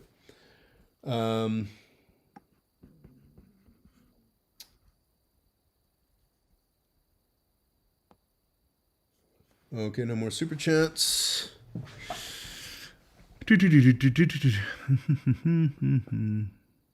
Overcoal says Erdogan doesn't seem like so much of a yes man. The F-35 S-400 debacle has dragged on for so long. Erdogan is a huge U.S. yes man. I mean, I think finally, maybe briefly, the Turkey disrupted the flow of gas from Turkey to Israel, and then they backed off of it. This is a guy who's been talking a tremendous amount of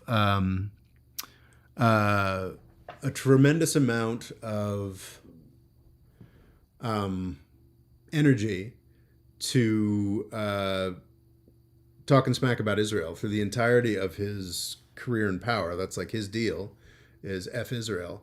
And the result has been pretty meager. in terms of actual action against Israel.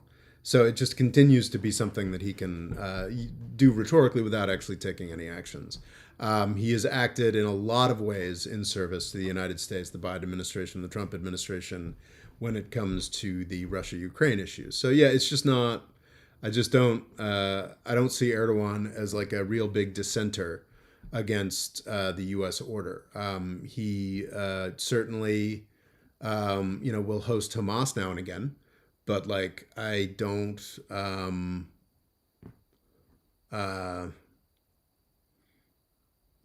does Qatar, which is a U.S. ally. It, does so because it's asked to. And I see like hosting Hamas as like part of the rhetorical strategy rather than like any real threat to Israel, which also wants Hamas to still exist so they can justify the genocide. So yeah, I don't really see there was something recently where it was like, oh man, who was it?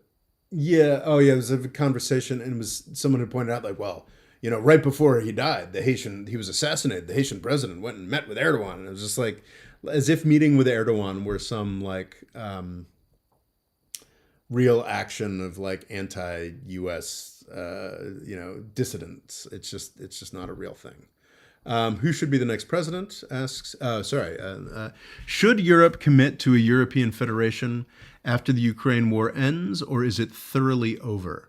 I made the mistake earlier on of being like, oh man, I think the EU is doomed. I think the EU is over after the truly succession of anni horribili. Is that how that works? Or annus horribilis? In the 2009 sovereign debt crisis, the just spiraling sequence of Greece. I think Greece just had every year or every other year for like 5 years was about to fall apart, and Europe wouldn't get it together. And then the refugee flows from U.S. actions in Libya and Syria really stepped up, and then Brexit, and I was just like, I don't know if the EU is going to keep going. But I think I just didn't. I think the idea of the European Union has a real purchase on a large enough section of the European public. I think it was sort of interesting. I think in Brexit, if I may not be recalling this correctly, this might be a dynamic in a different election, but I believe it was sort of like the oldest British people were very for staying in the European Union. And then the young people were like almost universally for staying in the European Union. And it was just this sort of big baby boomer chunk in the middle that was about leaving because they were dumb and stupid and spoiled. But and I don't know, like, I guess maybe I'm kind of a representative of that first sort of generation that was very young when the big unifications were happening. My 20s were the decade where the EU was expanding and looked like it was doing great, which was basically from 2000 to 2008. The adoption of the currency, everything's going gangbusters all across the continent. Europe still has, big businesses that are the size of the America's big businesses. And so that was my 20s. And I think for people who grew up with that, or even people a decade older, who grew up in the 90s and the fall of the Soviet Union, and I think for younger people, like, it's just the EU. And yeah, I'm 46. I'm no longer a young man. I am. It's disturbing when I click on like marketing stuff of like, what's your, I'm no longer even in, I think I'm now not in the middle tier of age distribution. I'm now one into the older, it's been a long time since I've been 18 to 35 or what have you. So I think for a broader and broader section of the European public, they acknowledge that if they're to have any influence in the world, if they're to have any serious impact on the world, it has to be within the context of the European Union. And Donald Trump is just reinforcing that with every action he takes. So yeah, like, I think the EU is durable. Do I think there's going to be need to be massive reform within EU countries and for the EU as an organization, absolutely. If the United States firmly um, firmly abandons the EU over Ukraine, um, I hate war. I get irritated when people talk about how war is like a forcing function of capacity building and unity and everything, but it is just a historical dynamic. And if the United States completely withdraws and forces the EU to pick up the slack in defending Ukraine, that becomes like a generational project that can, in fact, help to form a more closer union. It should be transparently obvious to every European, including European leadership, that continued U.S. leadership and sponsorship of this Ukraine conflict that the U.S. did the second most after Russia to create, um, is a no-go and a loser policy for Europe. It makes them incredibly weak. It puts them at the U.S.'s entire mercy, and it doesn't lead to success for Ukraine. So in the longer term, I wouldn't quite say I'm bullish, but I'm still reasonably optimistic, Zachariah, that the EU can persist. I'm not entirely certain what you're talking about with the European Federation. Is that meant to be sort of like the next step beyond the EU into like a more closer union? I think that more of the processes that need to happen for Europe to be drawn closer together are happening than are typically acknowledged. I was reading an Economist article a year or so back where they were talking about this sort of rise of European chauvinism, this rise of like an actual European identity, again, through the unfortunate um, medium of anti-immigrant sentiment.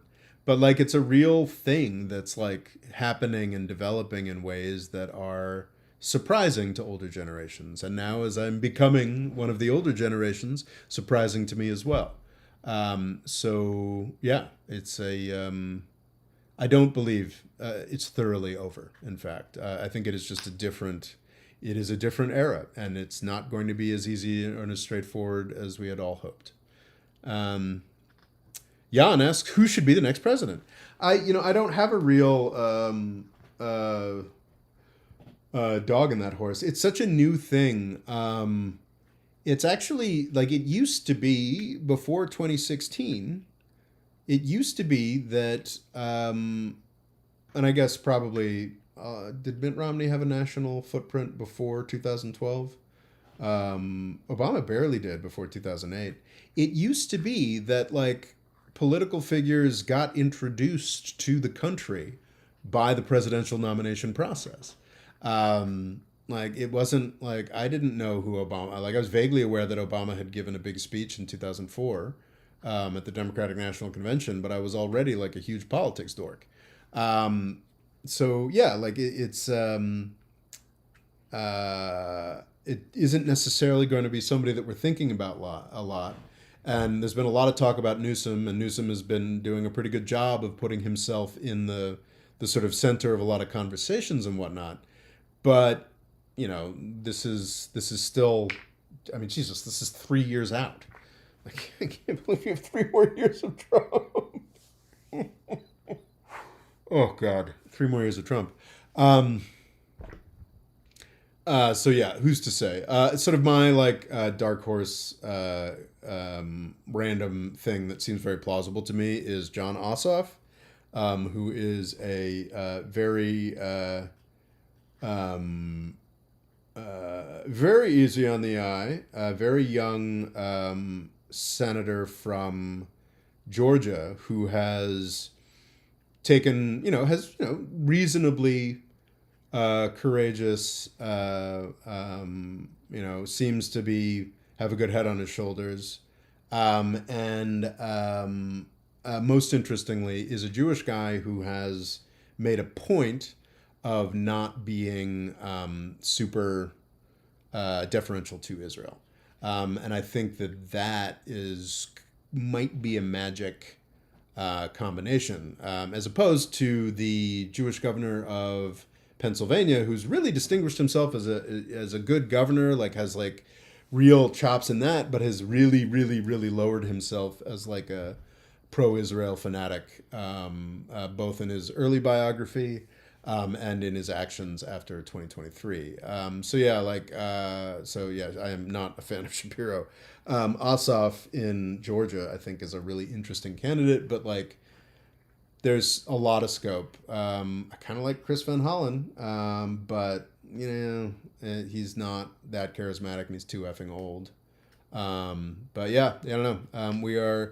I think for sure, whoever's going to be the next president, I don't think J.D. Vance has a lock on the nomination, but for the Republicans, in any sense. But I think that whoever it's going to be for the Republicans had better be under 50. And I think that's probably where we're heading with the Democrats as well. We're going to have two presidents in a row who are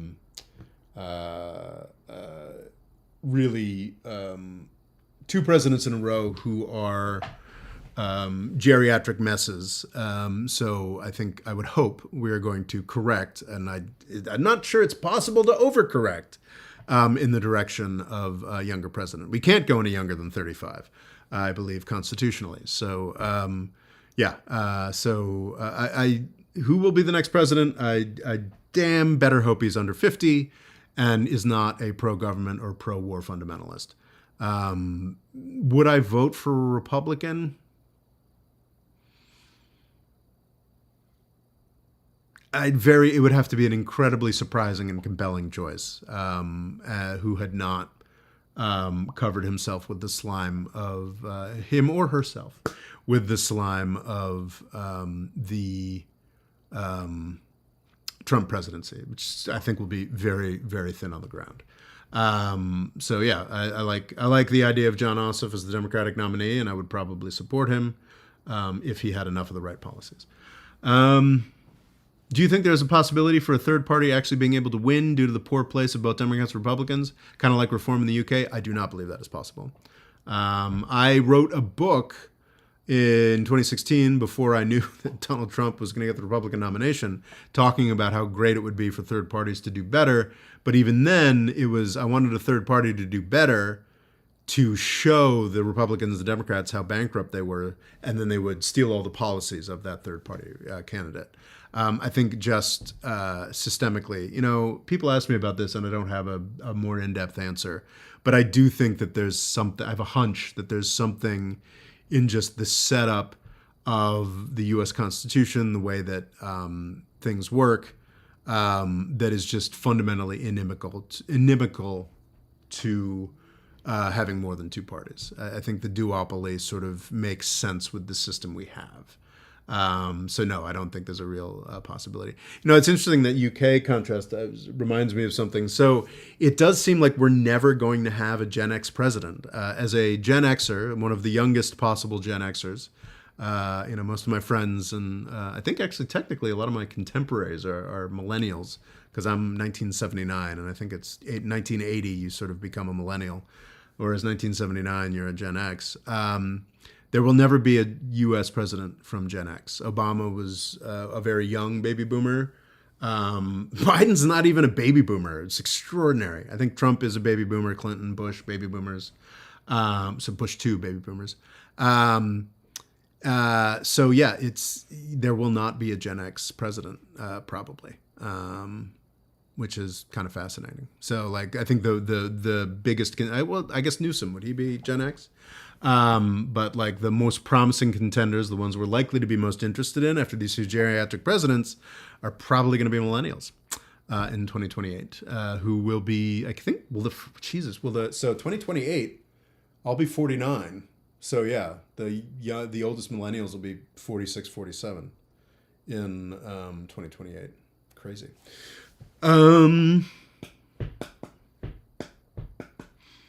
So yeah, what was interesting is that the UK has had a ton of Gen X presidents. David Cameron, um, Liz Truss, Boris Johnson, and I'm just with a record like that, maybe the Gen X presidents would be a good thing to avoid in the United States. I don't know. I think Keir Starmer's actually a baby boomer. He's a little older. But yeah. Do we have any more super chats? I do love a super chat. Very grateful to those who have donated already. Who should be the next president? Oh, that's interesting. Oh man, so the French government fell again. We did a podcast episode last year related to the French election. There was all kinds of excitement about, I think the left and the center had rallied to keep Le Pen and her goons out of sort of the parliament anyway. I am not, man, to talk about the French system cogently, I need to actually spend an hour like looking at how the French system works again. But it's strange in that the prime minister and the parliament are very important, but there's also a president that is just a little more separate from that. I guess that's a similarity to the U.S. system, but presidents can fall, and what was inaugurated by the 2024 election was this very weird setup. It's apparently very strange for the president and the parliament to be of different parties, but that's where we're at, and constitutionally, that's still possible in France. So he can, I guess, Macron can continue to be president.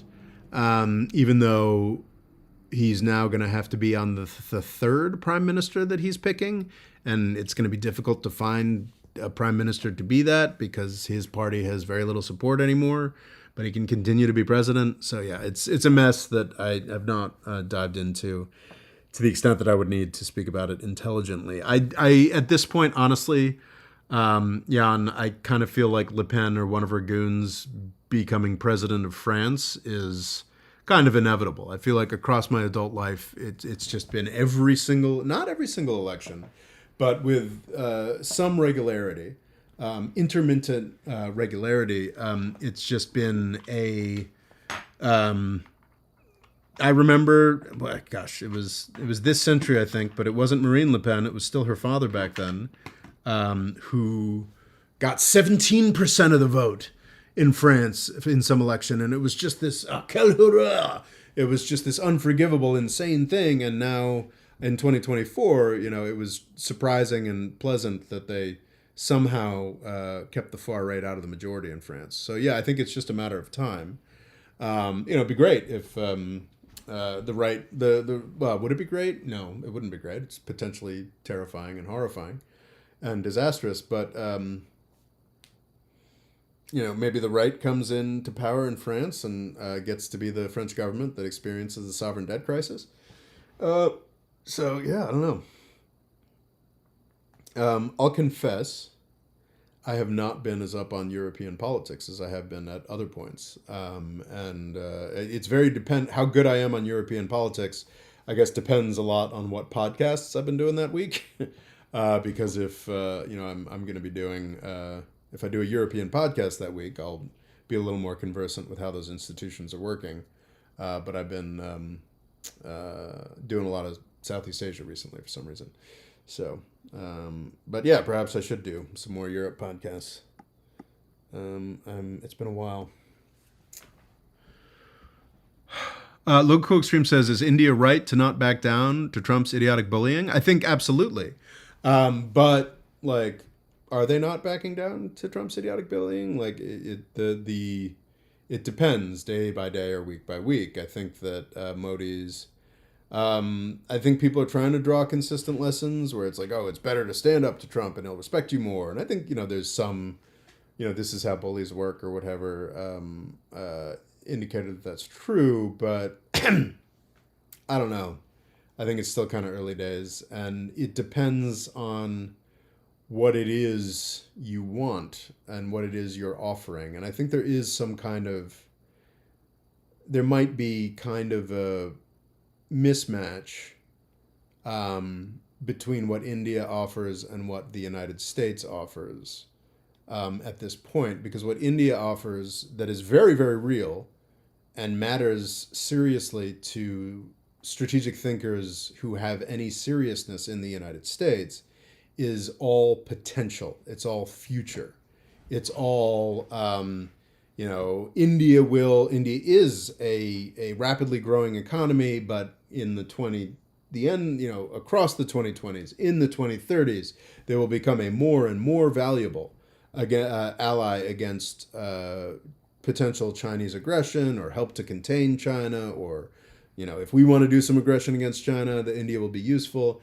But that's all in the future. And Donald Trump doesn't give a hoot about the future. And that's sort of a mismatch here with India and China is like, it's a sort of like, I think people have given some credit to maybe Mexico for standing up a little bit, though I think also just Trump finds Claudia Sheinbaum charming. Or perhaps there are structural reasons why Trump has decided he finds Claudia Sheinbaum and AMLO before her. It's interesting how two successive leftist presidents of Mexico have just been, master manipulators of Donald Trump and have just worked their way into Donald Trump's heart. It's entirely possible that Donald Trump recognizes that he needs Mexico. Like, there's no functioning anything from the American economy, the American industrial resurgence, to, his nasty racist plans against immigrants. None of it's possible without Mexico. So he has to be friends with Mexico. There's more scope for Mexico to stand up to him. And also Mexico has had the privilege of presidents, which I'm sure Modi is capable of, who've been able to find the right balance of flattery and resistance and kissing up and this, that, and the other thing. India's promise for the United States is pure potential. Donald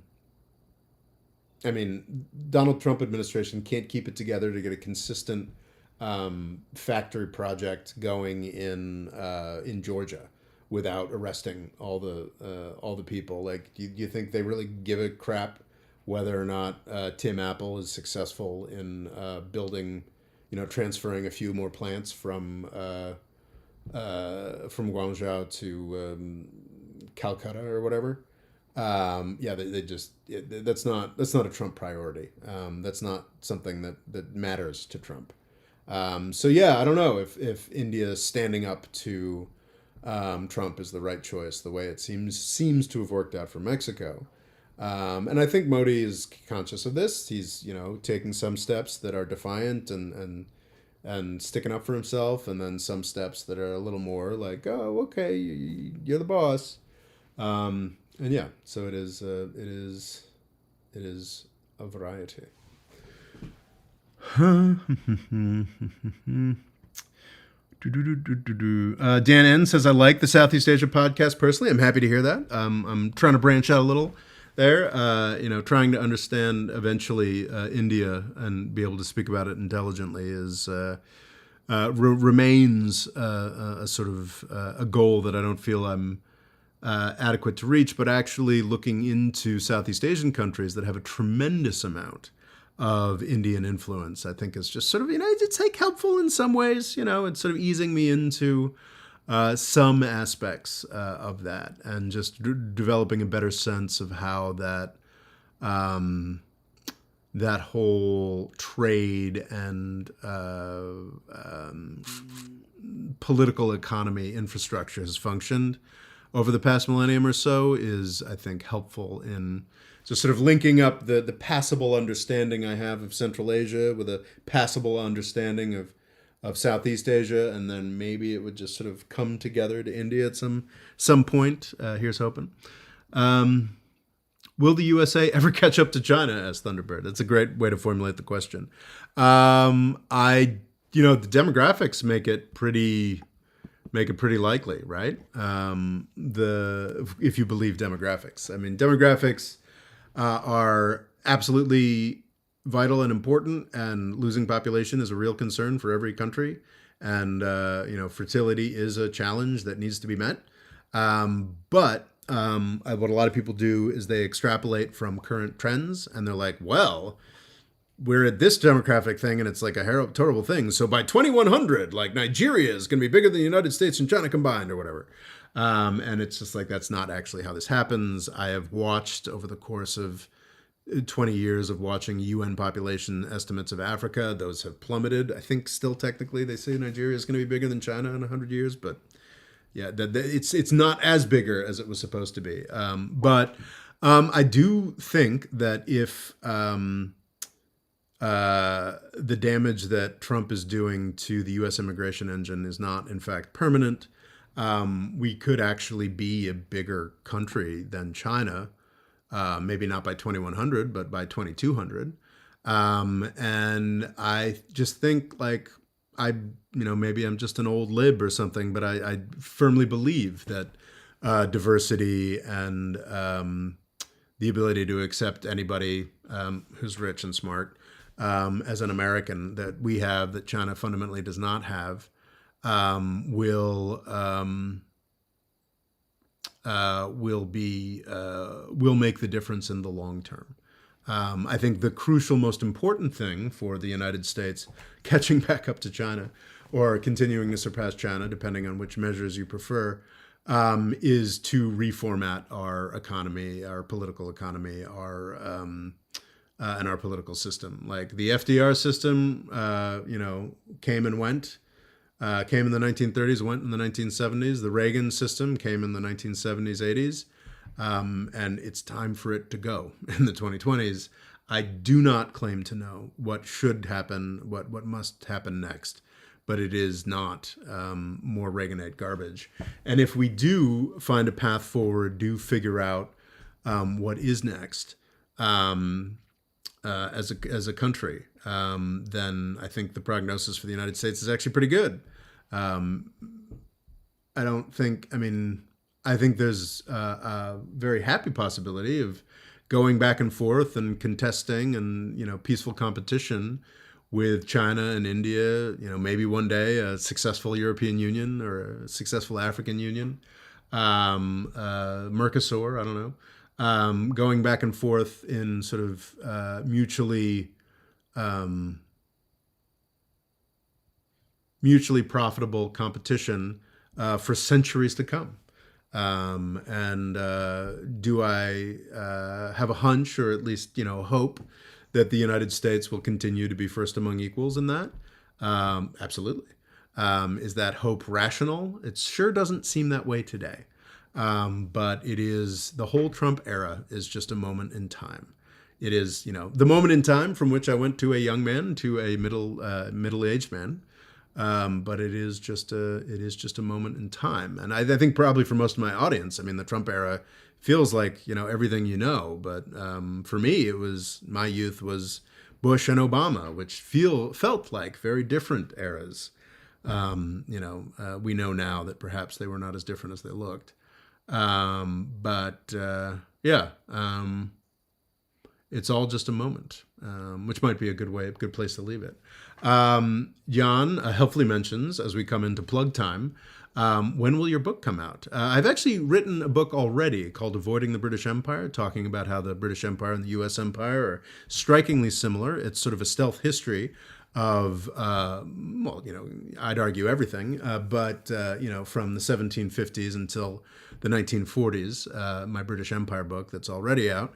A number of years ago now, I think it was 2020, I committed to writing a book about the U.S. Empire, and intended it to go chapter by chapter, starting from when I believe the U.S. Empire started, with the formation of the Federal Reserve and the bankruptcy of the British Empire on World War I in the 1910s. So I have thus far what is meant to be a decade by decade, chapter by chapter book. I've written a long preliminary chapter talking about everything up until the 1910s. I've written a long 1910s chapter. I've written a short 1920 chapter because there was less going on there. And a very long 1930s chapter that I need to put the finishing touches on, and I have delayed doing so for a month or so. My hope is that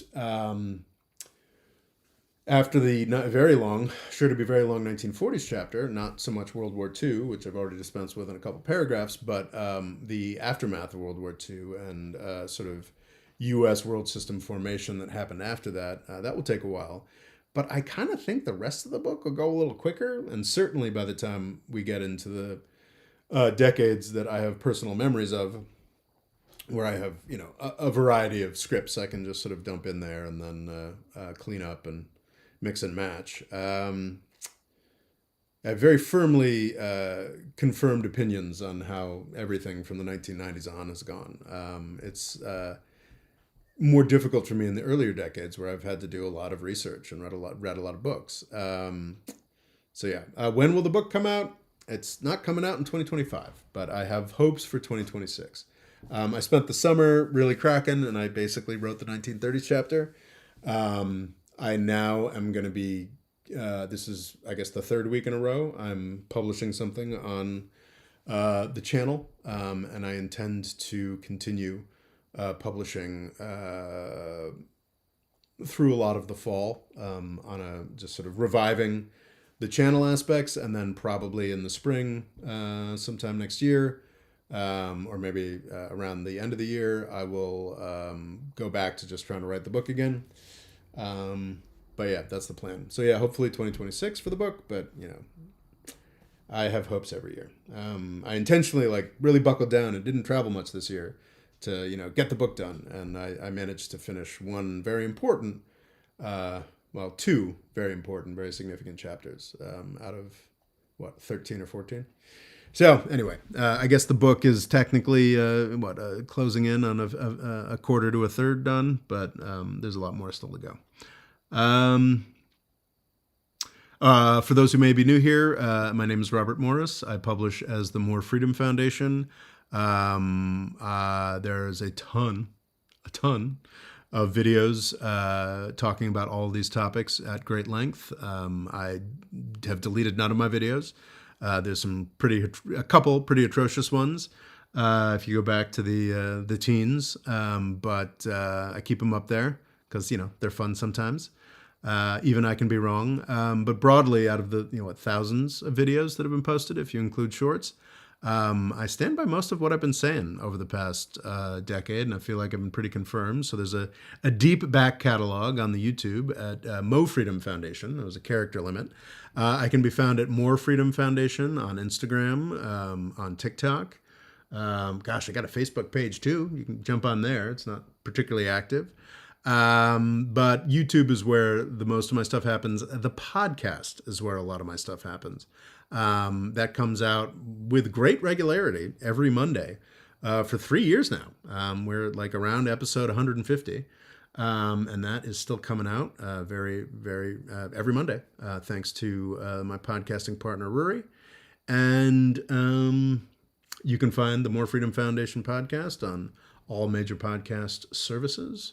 Yeah, I think we're just about at 2 hours. Thank you all for showing up here. I, of course, wish peace and happiness on Qatar, South Korea, India, and the United States and everybody else. But we're going to have to do a few things differently to get there. So anyway, thank you all so much for being here. I guess I will... yes, of course... Loga has reminded me, I have a Patreon. You should all sign up on the Patreon. We have an awesome Discord server that is for the patrons only. It is a place that I've been using as a resource more and more. It's just a bunch of smart, fun folks talking about the world. If you sign up on the Patreon, you don't just get access to the Discord server. You also get access to 2 patrons-only events that we do every month. I did fall a little bit behind this month. I just did the August patrons only newscast a couple days back in September, but I try to get them all out eventually. And the newscast is a lot like this, except there are 12 to 15 topics that I prepare ahead of time. Every single comment gets responded to because there's rarely more than 15 people watching at a time. So we do that. And then there's another patrons only conversation, a sort of a Zoom chat on the Discord server that happens once a month. If you join Patreon, you get instant access to 60 patrons only newscasts, which can be fun to go through and see what I got wrong. I've now started uploading some of the ancient patrons only newscasts on the second YouTube channel, Even More Freedom, which is also where we put YouTube versions of the podcasts when I am on top of that. And I think I'm I think I'm a couple months behind at this point, which I should catch up on. But yeah, everybody should sign up on Patreon. I'm super grateful for all you folks here. This is, I do believe that we provide a more honest and more serious analysis of what's happening in the world from a context of, a guy in the United States who would like U.S. empire to work better and, do fewer genocides. Yeah, super grateful that you all showed up to chat with me.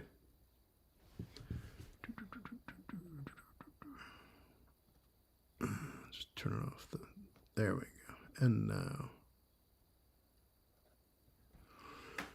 all right. Thank you all so much. Ending stream.